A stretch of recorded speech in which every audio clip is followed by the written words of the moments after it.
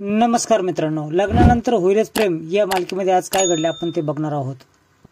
जीवा म्हणतो माझं सख्या भावाचं लग्न ठरतंय आणि हे मलाच माहित नाही। मला काही विचारतच नाही कोणी। रेशन कार्डवर माझं नाव आहे ना। पार्थ तेथे येतो आणि काही अर्जंट काम आहे का? काका हा माझी वाट बघत बसला आहे। पिंपुलचं परत काहीतरी बिनसलं वाटतं। मीच येतो आणि तुझा प्रॉब्लेम सोडवतो। बोलायचं म्हणून वाट बघत होता ना, आता एकटाच मी बोलतोय। झालंय पुन्हा तू कोणाशी गोंधळ घातला आहेस का? मारी गमती जमतीत काही गडबड नाही केलीस ना? नेहमी काहीतरी करायला जातो आणि गोळ घालून ठेवतोस। लग्न ठरलंय तुझं आणि या भावाला तर काही माहितच नाही असं जेव्हा विचार करतो। आयुष्य ना सरळ तुझे रुसे फुगे काढण्यातच जाणार आहे। हैराण करून सोडणार आहे तिला तू। लग्न तुझं ठरलंय आणि बोलतोय तू माझ्या बायकोबद्दल। ही एकमेकांना मिठी मारतात। माहित आहे का मुलगी कोण आहे? देवळामध्ये लग्न लावायला आली होती ना ती। माहित आहे नंदिनी असं तो बोलतो। नंदिनी एकटीच विचार करत असते। गेली पोरगी कामातून गेली। आरू बोलते किती वेळ तिच्याशी बोलायचा प्रयत्न करतोय पण तिचं लक्षच नाहीये। काव्या भानावर आणते तिला, काम आहे तुझ्याकडं असं बोलते। अर्धे तुझं डे ड्रीमिंग असं ती बोलते। अर्थचं सोशल मीडिया बघितलं तुझं आणि त्याचं जमणार आहे। वर्गमित्र आहे का अरे करायला असं ती बोलते। बघ ही आता आवाजाव करते आणि लग्नानंतर आपल्याला देखील आवाजाव करावं लागेल। पहिल्यापासून मी सर्वांना आवाजाव घालते, मला सवय आहे ती असं ती नंदिनी बोलते। लग्नानंतर पार्थ जिजूंना आम्ही देखील आवाजाव करू आत असं ती बोलते। दोघीही नंदिनीला चिडवू लागतात कारण सोशल मीडियावर तो जास्त ऍक्टिव्ह नाही। सांगणारच होतो कान पकडून सॉरी बोलतो। वगैरे काही नको, तुला तुझ्या मनासारखी मुलगी मिळाली बस।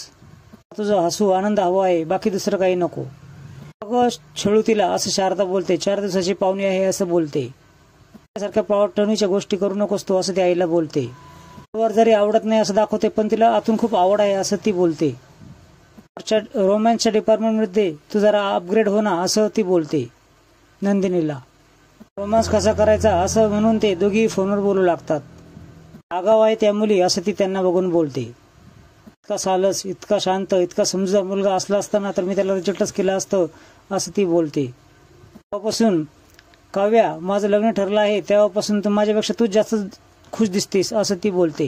जाणार म्हणजे तू खुश आहे याचा अर्थ सगळ्या घरावर तुझी दादागिरी चालणार।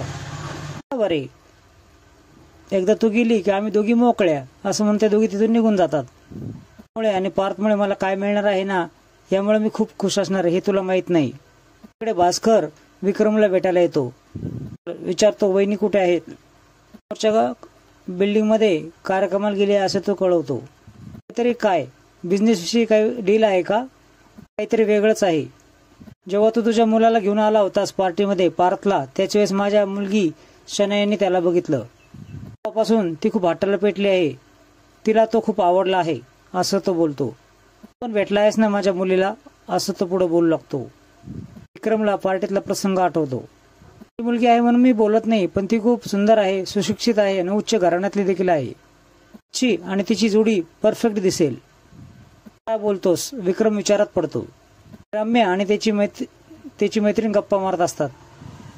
काय माहित नाही, लग्नासाठी तू अगोदर यायचं आहे असं ती बोलते। पार्थ हो म्हणाला का असं ती विचारते। त्याला कोणाला माहित नाही, शांत हळू आवाजात बोल असं ती बोलते। का त्या गोष्टी जर आपण मिळवायचं ठरवलं ना, संपूर्ण ताकद आपण लावली ना तर ती गोष्ट आपल्याला मिळतेच असं ती बोलते। सांगितल्याप्रमाणे मी पत्र लिहिलं आणि त्या पत्राचं उत्तर त्यांनी देखील दिलं। सांगतेस आय होप तू नक्कीच पुढची स्टेप पार पाडशील। तू तुझ्या आणि पारच्या लग्नाची पत्रिका घेऊन लवकरच माझ्या घरी येशील असं ती बोलते। तुझ्या मामाचा मुलगा आहे, तुमच्यात मामाची मुलगी करतात ना? आमच्याकडे प्रथाच आहे मामाच्या मुलाला आत्याची मुलगी द्यायची ती। सासऱ्यांना मामांजी बोलतात असं ती पुढे बोलू लागते। आधीपासूनच मी कधी त्याला राखी बांधली नाही आणि भाऊबीज साजरी केली नाही। पार्थ त्या ठिकाणी येतो। रम्या सांगते की पत्रिका द्यायला आली आहे ती तिच्या लग्नाची। 2 पत्रिका द्यायची काय गरज आहे? 1 पत्रिका दिली असती तरी बरं झालं असतं असं पार्थ बोलतो। तर तुला मित्रच मानतो म्हणूनच मी तुला पार्टीला बोलवलं, आपण व्याही होऊयात असं तो बोलतो। कल्पना देखील नव्हती की तुमचं असं काही काम असेल। विचार करायला वेळ हवा आहे असं तो भास्करला विचारतो। सर्वांचा विचार घेतो आणि कळवतो असं तो बोलतो। बाजूने विचार कर नंतर उत्तर दे असं म्हणून तो तिथून निघून जातो।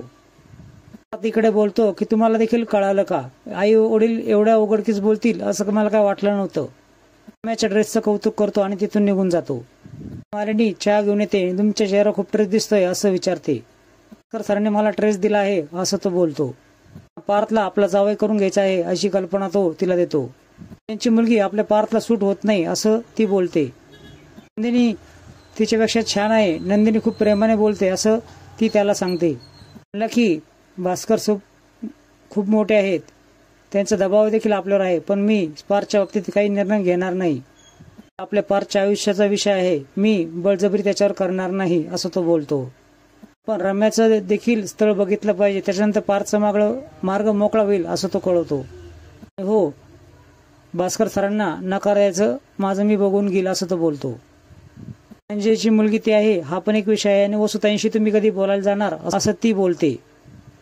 आम्ही पार्थच्या लग्नाचा विषय करतोय तर रम्याचा देखील विषय काढायला काय हरकत नाही असं तो बोलतो. साडी घालायची का ड्रेस घालायची यावर चर्चा सगळ्या मुलींची चालू असते. ज्या प्रकारची साडी आहे तशा प्रकारच्या समोर ये असं ती बोलते. कशाला आणू नये असं तो बोलतो. साडीची मेजॉरिटी निघते आणि तुला शोभेल अशी साडी घाल असं नंदिनीला ती कळवते. जो पारखी आहे ना तो हिराला ओळखलच असं तिचे वडील बोलतात. विक्रम वसुंधराकडे डॉक्युमेंट घेऊन येतो आणि ती सह्या करायला लागते. अगं वाचून तर घे आधी नंतर सह्या कर असं तो बोलतो. तू आहेस ना मी फक्त सह्या करणार असं वसुंधरा बोलते. मध्ये रम्या आणि पार्थ खूप हुशार आहेत असं एकमेकांशी चर्चा दोघांची चालू असते. रम्याविषयी तुझ्याकडे बोलायला आलो होतो. अगदी वेळ ते सर्व गोष्टी व्हायला हव्यात म्हणून. दोघांचे शिक्षण एकाच वर्गात झालं. दोघेही चांगले बिझनेसमॅन आहेत. पार्थ चांगला बिझनेसमध्ये ट्रेन झाला आहे. रम्या तिचं आवडीनिवडी बघून थोडीफार वेळ देते आहे. तर आपण दोघांच्या लग्नाचा विचार करायला हवा असं तो बोलतो. मी आणि मालिनी पार्थच्या लग्नाविषयी चर्चा करत होतो. म्हणलं तुझ्याशी एकदा बोलून घ्यावं असं तो बोलतो. आपणहून हा विषय काढला ना म्हणून मला खूप आनंद झाला आहे असं ती वसुंधरा बोलते. रम्याच्या लग्नाबद्दल तुला पसंती आहे ना असं तो विचारतो. दोघे देखील पार्थ आणि रम्याला बोलताना बघतात. लवकर एक छान मुलगा बघून रम्याच्या लग्नाचा विचार करू असं तो बोलत असतो विक्रम. लगेचच पार्थ आणि नंदिनीचं असं तो बोलतो. वसुंधराच्या डोक्यात वेगळंच पार्थ आणि रम्याच्या लग्नाबद्दल. तर मित्रांनो येणाऱ्या पुढच्या भागात तुम्ही बघणार आहात. तर रम्याला बोलते की सांग ना सगळ्यांना की तुझं आणि पार्थचं प्रेम आहे म्हणून. रम्या हो म्हणतो पण पार्थ नाही म्हणतो. रम्याला खूप मोठा धक्का बसतो. दिलेल्या पत्रावर आय लव्ह टू यू असं बोलतो आणि आता नाही म्हणतोस असं का बरं. आता पत्र मिळालंच नाही असं तो कबुली देतो. माझ्या रम्याला सून करून घेशील असं ती विक्रमला बोलते.